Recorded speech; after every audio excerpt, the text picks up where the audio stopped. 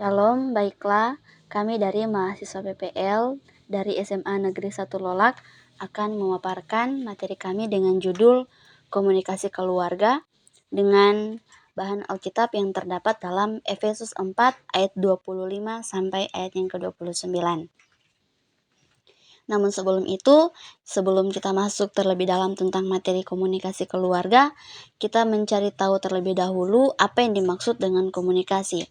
Nah, seperti yang kita ketahui ialah komunikasi sebuah proses di antara dua orang atau lebih yang sedang berbagi pemahaman, pemikiran, dan juga gagasan, yang di dalamnya setiap orang saling memberi dan menerima informasi. Nah, dalam komunikasi juga terbagi menjadi dua jenis komunikasi, yaitu komunikasi verbal dan komunikasi nonverbal. Untuk komunikasi verbal ini merupakan proses penyampaian pesan melalui penggunaan bahasa yang meliputi kata-kata yang diucapkan atau ditulis. Nah, komunikasi ini dapat terjadi secara langsung melalui percakapan, tatap muka, atau secara tidak langsung melalui media tulisan seperti surat, pesan teks, dan lain-lain. Komunikasi verbal ini sering juga kita lakukan dalam kehidupan kita sehari-hari, entah berkomunikasi sama teman, orang tua, keluarga, sahabat. Itu komunikasi berbicara dengan tatap muka, face to face, secara langsung. Nah, jenis komunikasi verbal ialah komunikasi lisan dan komunikasi tertulis. Komunikasi lisan meliputi pesan suara, video call, dan telepon. Nah, kita masuk dalam komunikasi nonverbal. Untuk komunikasi nonverbal ini merupakan penyampaian pesan melalui cara selain penggunaan kata-kata, yang di dalamnya termasuk ekspresi wajah, gerakan tubuh, intonasi suara. Nah, berarti dalam hal ini komunikasi nonverbal ini melengkapi komunikasi verbal tadi. Kalau komunikasi verbal tadi itu hanya menggunakan bicara secara langsung tanpa ada gerakan tubuh, ekspresi wajah, intonasi suara. Tapi kalau ketika kita menggunakan komunikasi nonverbal ini, yaitu melengkapi komunikasi verbal tadi. Yang seperti sudah kami jelaskan tadi, yang dimana jenis-jenis komunikasi verbal ini meliputi ekspresi, bahasa tubuh, serta kontak mata yang menjadi peran dari komunikasi nonverbal ini untuk memperkuat komunikasi verbal. Misalnya juga ketika teman-teman dalam kelas meminta izin untuk keluar ruangan, hanya bisa menggunakan gerakan tubuh seperti mengangkat tangan. Berarti itu sudah menandakan izin untuk keluar. Selanjutnya, kita akan masuk terlebih rinci dalam komunikasi keluarga Kristen. Komunikasi dalam keluarga Kristen merupakan bagian penting dari kehidupan keluarga yang berdasarkan dengan ajaran dan prinsip-prinsip Kristiani.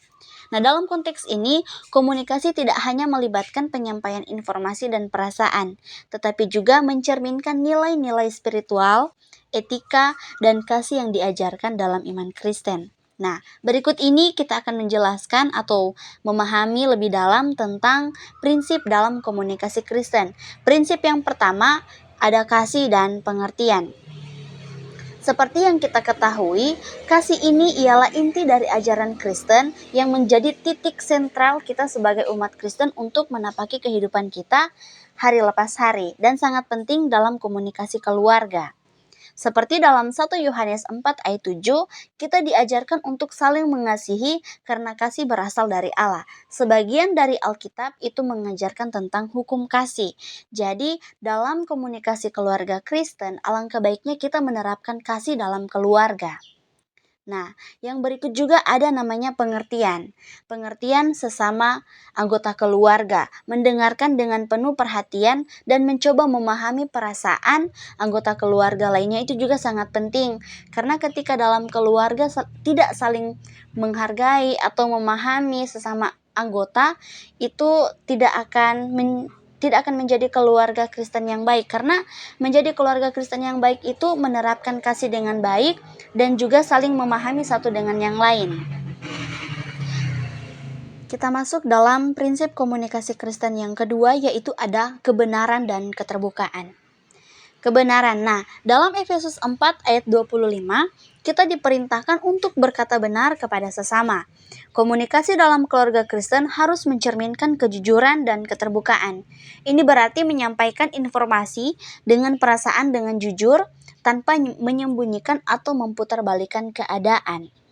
Dalam keluarga Kristen, kejujuran itu sangat penting, karena ketika dalam keluarga tidak ada kejujuran, otomatis keluarga tersebut tidak akan menjadi keluarga yang hidup, melainkan keluarga yang mati. Karena sesungguhnya keluarga Kristen itu menerapkan kasih dan harus berkata dengan jujur ketika dalam keluarga, dalam rumah.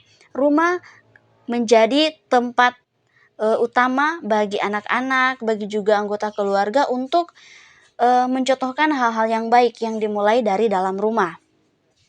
Begitu juga ada keterbukaan, menyediakan ruang bagi anggota keluarga untuk berbicara secara terbuka tentang pikiran, perasaan, dan masalah mereka. Itu juga sangat penting, karena keterbukaan membantu membangun kepercayaan dan mencegah kesalahpahaman.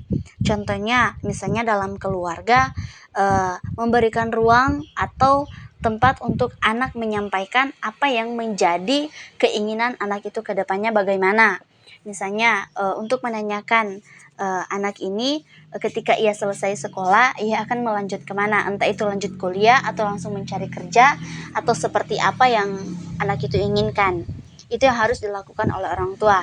Begitu juga dengan anak, ketika melihat kondisi keluarga sedang tidak baik-baik saja, contoh ketika mama dan papa sedang bertengkar atau seperti apa, anak itu harus menjadi penengah. Ketika orang tua dalam keadaan emosi, anak yang harus menjadi penengah.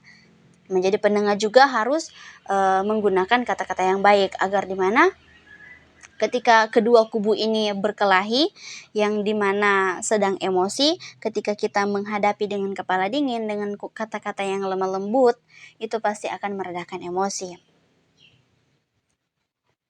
Nah, untuk menjadi refleksi Alkitab tentang komunikasi, ada Efesus 4 ayat 27, yang dimana janganlah kamu marah dan janganlah memberi tempat kepada iblis.